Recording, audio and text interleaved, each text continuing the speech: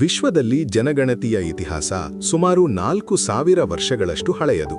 ಪ್ರಾಚೀನ ಕಾಲದಲ್ಲಿ ಜನಗಣತಿ ಪದ್ಧತಿಯು ಕೇವಲ ಅಂಕಿಅಂಶಗಳ ಸಂಗ್ರಹವಾಗಿರಲಿಲ್ಲ, ಬದಲಾಗಿ ಸಾಮ್ರಾಜ್ಯಗಳ ಆಡಳಿತ, ಆರ್ಥಿಕತೆ ಮತ್ತು ಭದ್ರತೆಯ ಪ್ರಮುಖ ಸಾಧನವಾಗಿತ್ತು. ವಿಶ್ವ ಇತಿಹಾಸದಲ್ಲಿ ಜನಗಣತಿಯು ವಿವಿಧ ನಾಗರಿಕತೆಗಳಲ್ಲಿ ಹೇಗೆ ಬಳಕೆಯಾಗುತ್ತಿತ್ತು ಎಂಬುದರ ವಿವರ ಇಲ್ಲಿದೆ. 1. ಈಜಿಪ್ಟ್ದಲ್ಲಿ ಸುಮಾರು ಕ್ರಿಸ್ತಪೂರ್ವ 3000ದಷ್ಟು ಪುರಾತನ ಕಾಲದ ಹಿಂದಕ್ಕೆ ಜನಗಣತಿ ಇತಿಹಾಸ ಕೊಂಡೊಯ್ಯುತ್ತದೆ. ಅಲ್ಲಿಯ ಜನಗಣತಿಯ ಮುಖ್ಯ ಗುರಿ ತೆರಿಗೆ ಸಂಗ್ರಹ ಮತ್ತು ಫೇರೋಗಳು ತಮ್ಮ ವಿಶಾಲವಾದ ಆಸ್ತಿ ಮತ್ತು ಸಾಮ್ರಾಜ್ಯದ ಮೇಲಿನ ಹಿಡಿತವನ್ನು ಅಳೆಯಲು ಇದನ್ನು ಬಳಸುತ್ತಿದ್ದರು. ಪಿರಮಿಡ್ಗಳಂತಹ ಬೃಹತ್ ಸ್ಮಾರಕಗಳ ನಿರ್ಮಾಣಕ್ಕೆ ಎಷ್ಟು ಕಾರ್ಮಿಕರು ಲಭ್ಯವಿದ್ದಾರೆ ಎಂಬುದನ್ನು ತಿಳಿಯಲು ಮತ್ತು ಯುದ್ಧದ ಸಮಯದಲ್ಲಿ ಸೇನೆಗೆ ಎಷ್ಟು ಜನರನ್ನು ಸೇರಿಸಿಕೊಳ್ಳಬಹುದು ಎಂದು ಅಂದಾಜು ಮಾಡಲು ಇದು ಸಹಾಯ ಮಾಡಿತು. ಈಜಿಪ್ಟ್ನ ನೈಲ್ ನದಿಯ ವಾರ್ಷಿಕ ಪ್ರವಾಹದ ಆಧಾರದ ಮೇಲೆ ಕೃಷಿ ಇಳುವರಿಯನ್ನು ಲೆಕ್ಕಹಾಕಲು ಸಹ ಈ ದತ್ತಾಂಶವನ್ನು ಬಳಸಲಾಗುತ್ತಿತ್ತು. 2. ಬ್ಯಾಬಿಲೋನ್, ಸುಮಾರು ಕ್ರಿಸ್ತಪೂರ್ವ 3800. ಬ್ಯಾಬಿಲೋನ್ ಮತ್ತು ಮೆಸೊಪೊಟೇಮಿಯಾದ ಇತರ ನಗರ ರಾಜ್ಯಗಳು ಆಡಳಿತ ಮತ್ತು ವ್ಯವಸ್ಥಿತ ಆರ್ಥಿಕ ಯೋಜನೆಗಾಗಿ ಜನಗಣತಿಯನ್ನು ನಡೆಸಿದವು. ಆ ಕಾಲದ ಅಗೆಯುವಿಕೆಯಲ್ಲಿ ದೊರೆತಿರುವ ಮಣ್ಣಿನ ಫಲಕಗಳು ಜನಸಂಖ್ಯೆ, ಪಶುಸಂಗ್ರಹಣೆ ಮತ್ತು ಕೃಷಿ ಉತ್ಪಾದನೆಯ ವಿವರವಾದ ದಾಖಲೆಗಳನ್ನು ಹೊಂದಿವೆ. ಇದು ಸಾಮ್ರಾಜ್ಯದ ಸಂಪನ್ಮೂಲಗಳನ್ನು ನಿರ್ವಹಿಸಲು ಅಗತ್ಯವಾದ ಅಂಕಿಅಂಶಗಳನ್ನು ಒದಗಿಸಿತು. 3. ಚೀನಾ, ಸುಮಾರು ಕ್ರಿಸ್ತಪೂರ್ವ 2 AD. ಹ್ಯಾನ್ ರಾಜವಂಶ. ಚೀನಾದ ಹ್ಯಾನ್ ರಾಜವಂಶದ ಅವಧಿಯಲ್ಲಿ ನಡೆದ ಜನಗಣತಿಯು ಜನಸಂಖ್ಯೆಯ ವ್ಯವಸ್ಥಿತ ದಾಖಲೆ ಮತ್ತು ಸಾಮಾಜಿಕ ನಿಯಂತ್ರಣಕ್ಕೆ ಒತ್ತು ನೀಡಿತು. ಕ್ರಿಸ್ತಶಕ 2ರಲ್ಲಿ ನಡೆದ ಜನಗಣತಿಯು ಸುಮಾರು 5.9 ಕೋಟಿ ಜನರನ್ನು ದಾಖಲಿಸಿತು. ಇದು ಪ್ರಾಚೀನ ಜಗತ್ತಿನಲ್ಲಿ ತಿಳಿದಿರುವ ಅತಿ ದೊಡ್ಡ ಮತ್ತು ಅತ್ಯಂತ ವಿವರವಾದ ಜನಗಣತಿಗಳಲ್ಲಿ ಒಂದಾಗಿದೆ. ಇದನ್ನು ತೆರಿಗೆ, ಸೇನಾ ನೇಮಕಾತಿ ಮತ್ತು ಕಾರ್ಮಿಕ ಸೇವೆಯ ನಿರ್ವಹಣೆಗೆ ಬಳಸಲಾಗುತ್ತಿತ್ತು. 4. ರೋಮ್, ಸುಮಾರು ಕ್ರಿಸ್ತಪೂರ್ವ 6ನೇ ಶತಮಾನ. ಸೆನ್ಸೇರೆ ಎಂಬ ಲ್ಯಾಟಿನ್ ಪದದಿಂದ ಸೆನ್ಸಸ್ ಎಂಬ ಪದ ಹುಟ್ಟಿಕೊಂಡಿತು. ಇದರರ್ಥ ಅಂದಾಜು ಮಾಡುವುದು ಅಥವಾ ಮೌಲ್ಯಮಾಪನ ಮಾಡುವುದು. ರೋಮ್ ಜನಗಣತಿಯು ಸೇನೆ ಮತ್ತು ತೆರಿಗೆ ವ್ಯವಸ್ಥೆಗೆ ಅತ್ಯಗತ್ಯವಾಗಿತ್ತು. ಪ್ರತಿ 5 ವರ್ಷಗಳಿಗೊಮ್ಮೆ ರೋಮನ್ ನಾಗರಿಕರು ತಮ್ಮ ಆಸ್ತಿ, ಕುಟುಂಬ ಮತ್ತು ಸೇವೆಗಳ ವಿವರಗಳನ್ನು ಘೋಷಿಸಬೇಕಾಗಿತ್ತು. ಈ ಮಾಹಿತಿಯನ್ನು ಆಧರಿಸಿ ಅವರನ್ನು ಸೇನೆಗೆ ಸೇರಿಸಿಕೊಳ್ಳಲಾಗುತ್ತಿತ್ತು, ಅವರ ಮೇಲೆ ತೆರಿಗೆಯನ್ನು ವಿಧಿಸಲಾಗುತ್ತಿತ್ತು ಮತ್ತು ಅವರಿಗೆ ರಾಜಕೀಯ ಹಕ್ಕುಗಳನ್ನು ನೀಡಲಾಗುತ್ತಿತ್ತು. ರೋಮನ್ ಸೆನ್ಸರ್ಸ್ ಎಂಬ ವಿಶೇಷ ಅಧಿಕಾರಿಗಳು ಈ ಪ್ರಕ್ರಿಯೆಯನ್ನು ನಿರ್ವಹಿಸುತ್ತಿದ್ದರು. ಭಾರತದಲ್ಲಿ ಜನಗಣತಿಯ ಇತಿಹಾಸವು ಅತ್ಯಂತ ಪುರಾತನವಾದದ್ದು ಮತ್ತು ಶ್ರೀಮಂತವಾದದ್ದು. ನಮ್ಮ ದೇಶದಲ್ಲಿ ಸಾವಿರಾರು ವರ್ಷಗಳ ಹಿಂದೆಯೇ ವ್ಯವಸ್ಥಿತವಾದ ಜನಸಂಖ್ಯೆ ಮತ್ತು ಸಂಪನ್ಮೂಲಗಳ ಲೆಕ್ಕಾಚಾರದ ಪದ್ಧತಿ ಅಸ್ತಿತ್ವದಲ್ಲಿತ್ತು. ಭಾರತೀಯ ಇತಿಹಾಸದ ವಿವಿಧ ಕಾಲಘಟ್ಟಗಳಲ್ಲಿ ಜನಗಣತಿಯು ಹೇಗೆ ವಿಕಸನಗೊಂಡಿತು ಎಂಬುದರ ವಿವರ ಇಲ್ಲಿದೆ. 1. ಮೊದಲ ಉಲ್ಲೇಖ: ಚಾಣಕ್ಯನ ಅರ್ಥಶಾಸ್ತ್ರ. ಕಾಲ: ಮೌರ್ಯ ಸಾಮ್ರಾಜ್ಯದ ಸ್ಥಾಪನೆಯ ಅವಧಿ, ಕ್ರಿಸ್ತಪೂರ್ವ 4ನೇ ಶತಮಾನ. ಭಾರತದಲ್ಲಿ ಜನಗಣತಿ ಪದ್ಧತಿಯ ಬಗ್ಗೆ ದೊರೆಯುವ ಅತ್ಯಂತ ಹಳೆಯ ಮತ್ತು ಅಧಿಕೃತ ಲಿಖಿತ ಆಧಾರವೆಂದರೆ ಚಾಣಕ್ಯ ರಚಿಸಿದ ಅರ್ಥಶಾಸ್ತ್ರ. ಇದು ಮೌರ್ಯ ಸಾಮ್ರಾಜ್ಯದ ಆಡಳಿತ ಮತ್ತು ಆರ್ಥಿಕ ನೀತಿಗಳ ಬಗ್ಗೆ ಮಾಹಿತಿ ನೀಡುವ ಕೃತಿಯಾಗಿದೆ. ಅರ್ಥಶಾಸ್ತ್ರದಲ್ಲಿ ಕೃಷಿ ಉತ್ಪಾದನೆ, ಕೈಗಾರಿಕೆ, ವ್ಯಾಪಾರ, ಜಾನುವಾರು ಮತ್ತು ಜನಸಂಖ್ಯೆಯ ಬಗ್ಗೆ ನಿಖರವಾದ ಅಂಕಿಅಂಶಗಳನ್ನು ಸಂಗ್ರಹಿಸುವ ವಿಧಾನಗಳನ್ನು ವಿವರಿಸಲಾಗಿದೆ. ಆಡಳಿತದ ಸುಗಮ ನಿರ್ವಹಣೆಗೆ ಜನಸಂಖ್ಯೆಯ ದತ್ತಾಂಶ ಅತ್ಯಗತ್ಯ ಎಂದು ಚಾಣಕ್ಯ ನಂಬಿದ್ದನು. 2. ಮೌರ್ಯ ಸಾಮ್ರಾಜ್ಯದಲ್ಲಿ, ಕ್ರಿಸ್ತಪೂರ್ವ 4ರಿಂದ 2ನೇ ಶತಮಾನ. ಮೌರ್ಯರ ಕಾಲದಲ್ಲಿ ಅತ್ಯಂತ ಸಂಘಟಿತವಾದ ಜನಗಣತಿ ವ್ಯವಸ್ಥೆಯು ಅಸ್ತಿತ್ವದಲ್ಲಿತ್ತು. ಜನಸಂಖ್ಯೆ ಮತ್ತು ಆಸ್ತಿ ದಾಖಲೆ: ರಾಜ್ಯದ ಪ್ರತಿ ಹಳ್ಳಿ ಮತ್ತು ನಗರಗಳಲ್ಲಿ ಎಷ್ಟು ಕುಟುಂಬಗಳಿವೆ, ಎಷ್ಟು ಜನರಿದ್ದಾರೆ ಮತ್ತು ಅವರ ಆರ್ಥಿಕ ಸ್ಥಿತಿ ಏನು ಎಂಬುದರ ಬಗ್ಗೆ ಕಟ್ಟುನಿಟ್ಟಾದ ದಾಖಲೆಗಳನ್ನು ಇಡಲಾಗುತ್ತಿತ್ತು. ಭೂಮಿ, ಕೃಷಿ ಇಳುವರಿ ಮತ್ತು ಜಾನುವಾರುಗಳ ಬಗ್ಗೆಯೂ ಮಾಹಿತಿ ಸಂಗ್ರಹಿಸಲಾಗುತ್ತಿತ್ತು. ನಿಖರವಾದ ಜನಗಣತಿಯು ತೆರಿಗೆ ಸಂಗ್ರಹದ ವ್ಯವಸ್ಥೆಯನ್ನು ರೂಪಿಸಲು ಅತ್ಯಗತ್ಯವಾಗಿತ್ತು. ಪ್ರತಿಯೊಬ್ಬರಿಂದಲೂ ನ್ಯಾಯಯುತವಾಗಿ ತೆರಿಗೆ ವಸೂಲಿ ಮಾಡಲು ಇದು ಸಹಾಯ ಮಾಡಿತು. ರಾಜ್ಯದ ಸಂಪನ್ಮೂಲಗಳ ಬಗ್ಗೆ ಅರಿವು ಮೂಡಿಸಲು ಮತ್ತು ಅಭಿವೃದ್ಧಿ ಯೋಜನೆಗಳನ್ನು ರೂಪಿಸಲು ಈ ದತ್ತಾಂಶವನ್ನು ಬಳಸಲಾಗುತ್ತಿತ್ತು. 3. ಮೊಘಲ್ ಕಾಲ, ಕ್ರಿಸ್ತಶಕ 16ನೇ ಶತಮಾನ. ಮೊಘಲರ ಕಾಲದಲ್ಲಿ, ವಿಶೇಷವಾಗಿ ಅಕ್ಬರ್ ಚಕ್ರವರ್ತಿಯ ಆಳ್ವಿಕೆಯ ಅವಧಿಯಲ್ಲಿ, ಜನಗಣತಿ ಮತ್ತು ಆಡಳಿತಾತ್ಮಕ ದಾಖಲೆಗಳ ನಿರ್ವಹಣೆಗೆ ಹೆಚ್ಚಿನ ಒತ್ತು ನೀಡಲಾಯಿತು. ಅಕ್ಬರನ ಆಸ್ಥಾನದ ಇತಿಹಾಸಕಾರ ಮತ್ತು ಮಂತ್ರಿಯಾದ ಅಬುಲ್ ಫಜಲ್ ಬರೆದ ಐನ್-ಇ-ಅಕ್ಬರಿ ಎಂಬ ಕೃತಿಯಲ್ಲಿ ಮೊಘಲ್ ಸಾಮ್ರಾಜ್ಯದ ಜನಸಂಖ್ಯೆ, ಕೃಷಿ, ಕೈಗಾರಿಕೆ ಮತ್ತು ಭೂಕಂದಾಯದ ಬಗ್ಗೆ ವಿವರವಾದ ಅಂಕಿಅಂಶಗಳಿವೆ.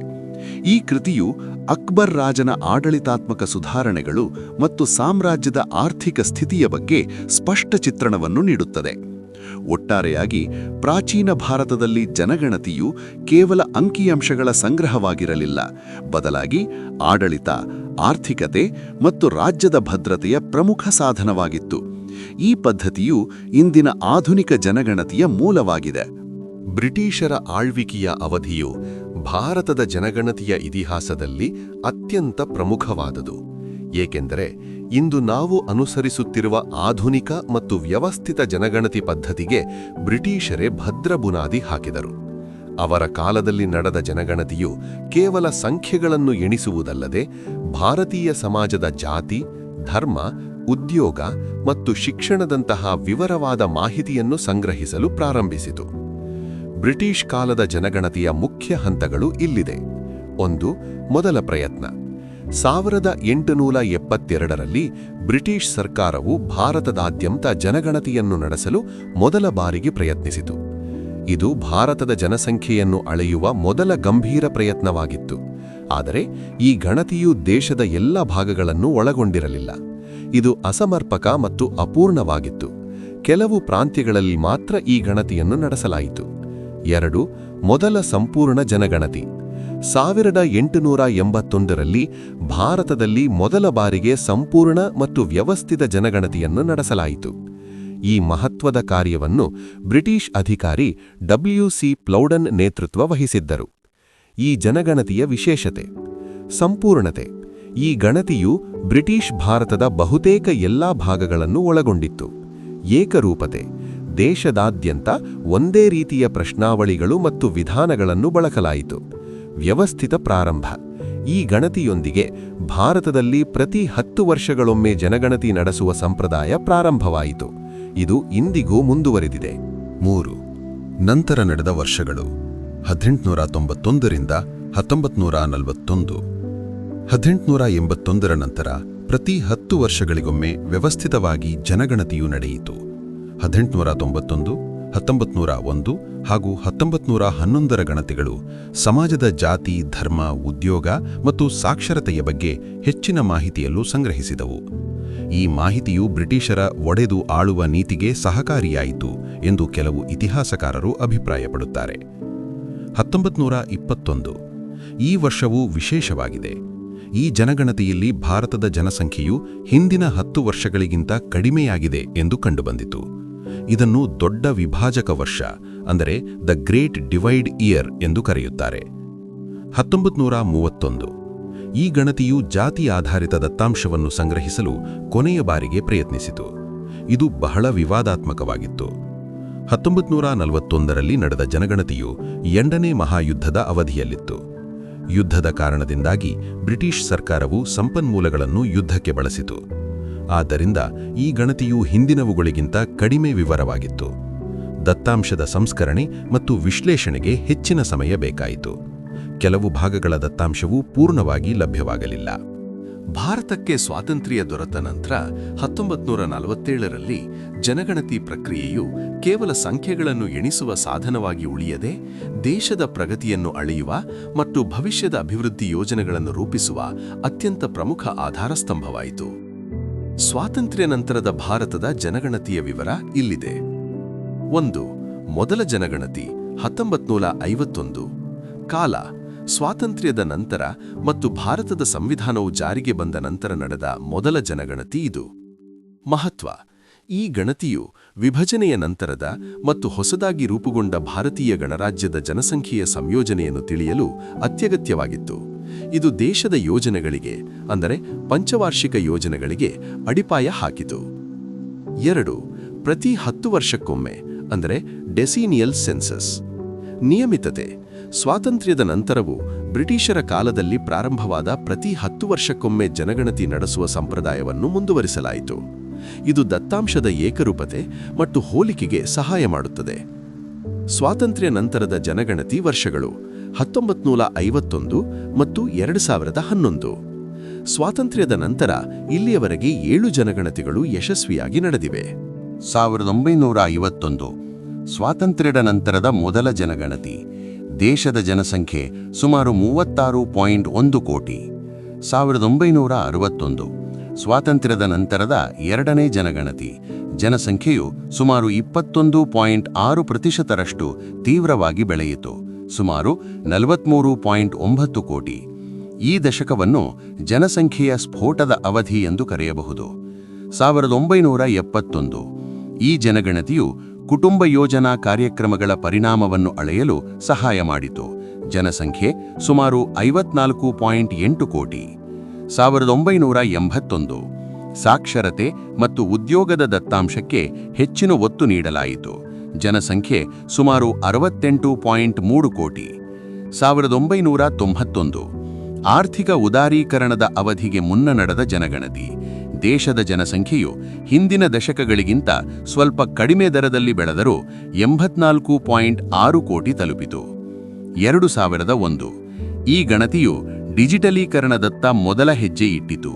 ದೇಶದ ಜನಸಂಖ್ಯೆಯು 100 ಕೋಟಿ, ಅಂದರೆ 1 ಶತಕೋಟಿ ದಾಟಿತು.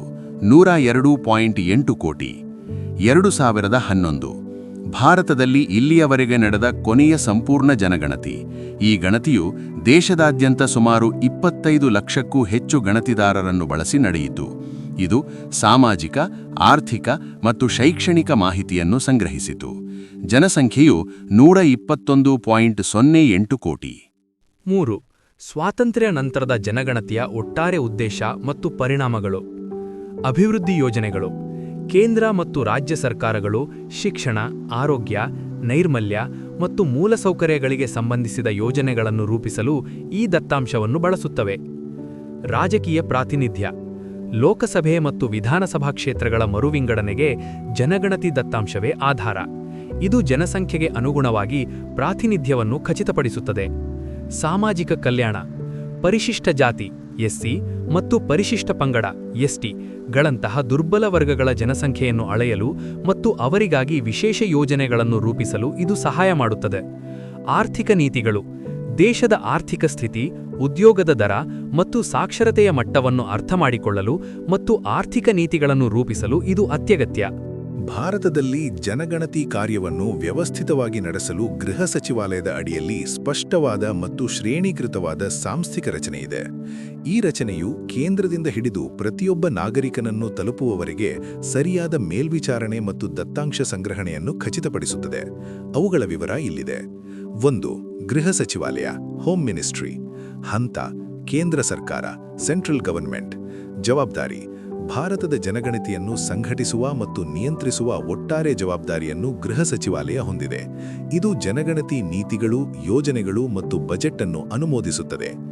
ಮುಖ್ಯ ಸಂಸ್ಥೆ: ಈ ಸಚಿವಾಲಯದ ಅಡಿಯಲ್ಲಿ ರಿಜಿಸ್ಟ್ರಾರ್ ಜನರಲ್ ಮತ್ತು ಸೆನ್ಸಸ್ ಕಮಿಷನರ್ ಕಚೇರಿ, Bharat, office of the registrar general and census commissioner India ಕಾರ್ಯನಿರ್ವಹಿಸುತ್ತದೆ.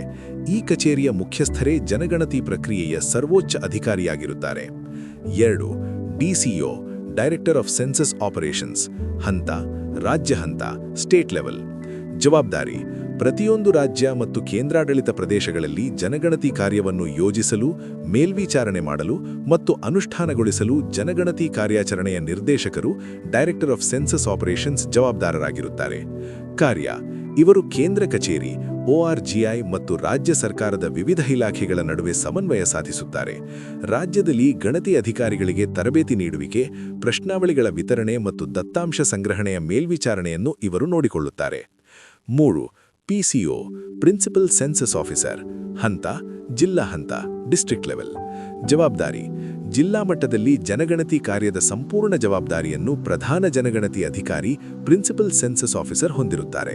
ಸಾಮಾನ್ಯವಾಗಿ ಜಿಲ್ಲಾಧಿಕಾರಿಗಳು ಈ ಜವಾಬ್ದಾರಿಯನ್ನು ನಿರ್ವಹಿಸುತ್ತಾರೆ. ಜಿಲ್ಲೆಯಲ್ಲಿ ಜನಗಣತಿ ಪ್ರಕ್ರಿಯೆಯ ಯೋಜನೆಯನ್ನು ರೂಪಿಸುವುದು, ಸೂಕ್ತ ಅಧಿಕಾರಿಗಳನ್ನು ನೇಮಿಸುವುದು, ತರಬೇತಿ ನೀಡುವುದು ಮತ್ತು ಜಿಲ್ಲೆಯಾದ್ಯಂತ ಗಣತಿ ಕಾರ್ಯವು ಸುಗಮವಾಗಿ ನಡೆಯುವುದನ್ನು ಖಚಿತಪಡಿಸುವುದು ಇವರ ಮುಖ್ಯ ಕಾರ್ಯ. ನಗರ ಪ್ರದೇಶಗಳಲ್ಲಿ ಮಹಾನಗರ ಪಾಲಿಕೆಗಳ ಕಮಿಷನರ್ಗಳು ಪಿಸಿಒಗಳಾಗಿ ಕಾರ್ಯನಿರ್ವಹಿಸಬಹುದು. 4. ಮೇಲ್ವಿಚಾರಕರು, ಸೂಪರ್ವೈಸರ್ಸ್. ಹಂತ: ಕ್ಷೇತ್ರ ಹಂತ, ಫೀಲ್ಡ್ ಲೆವೆಲ್, ಮಧ್ಯಮ ಮಟ್ಟದ ಮೇಲ್ವಿಚಾರಣೆ. ಜವಾಬ್ದಾರಿ: ಗಣತಿದಾರರು ಸಂಗ್ರಹಿಸುವ ದತ್ತಾಂಶದ ನಿಖರತೆಯನ್ನು ಖಚಿತಪಡಿಸಲು ಮತ್ತು ಅವರಿಗೆ ಮಾರ್ಗದರ್ಶನ ನೀಡಲು ಮೇಲ್ವಿಚಾರಕರು ನೇಮಿಸಲ್ಪಡುತ್ತಾರೆ.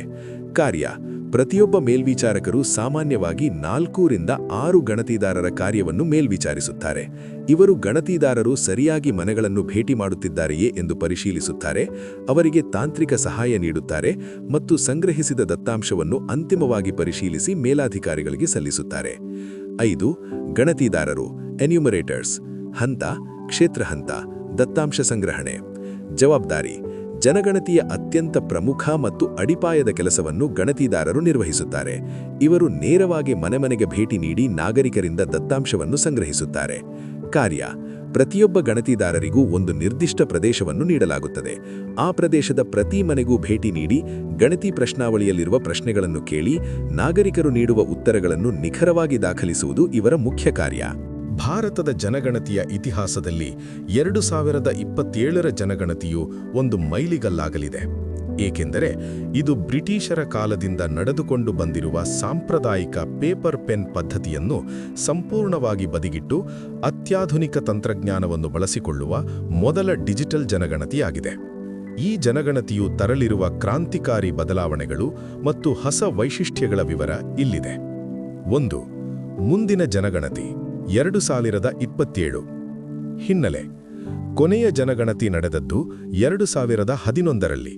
ನಿಯಮದಂತೆ 2021ರಲ್ಲಿ ನಡೆಯಬೇಕಿದ್ದ ಜನಗಣತಿಯು ಕೋವಿಡ್-19 ಸಾಂಕ್ರಾಮಿಕ ಮತ್ತು ಇತರ ತಾಂತ್ರಿಕ ಕಾರಣಗಳಿಂದಾಗಿ ವಿಳಂಬವಾಯಿತು. ಈಗ ಸರ್ಕಾರವು ಈ ಬೃಹತ್ ಕಾರ್ಯವನ್ನು 2027ರಲ್ಲಿ ನಡೆಸಲು ಯೋಜಿಸಿದೆ. ಇದು ದೇಶದ 16ನೇ ಜನಗಣತಿಯಾಗಲಿದೆ. 2. ಡಿಜಿಟಲ್ ಜನಗಣತಿ, ಡಿಜಿಟಲ್ ಸೆನ್ಸಸ್. ಏನಿದು? 2027ರ ಜನಗಣತಿಯು ಸಂಪೂರ್ಣವಾಗಿ ಕಾಗದರಹಿತವಾಗಿರಲಿದೆ. ದತ್ತಾಂಶ ಸಂಗ್ರಹಣೆಯಿಂದ ಹಿಡಿದು ಅದರ ಸಂಸ್ಕರಣೆ ಮತ್ತು ಪ್ರಕಟಣೆಯವರೆಗೆ ಎಲ್ಲ ಹಂತಗಳು ಡಿಜಿಟಲ್ ಆಗಿರುತ್ತವೆ. ಪ್ರಯೋಜನ: ವೇಗ.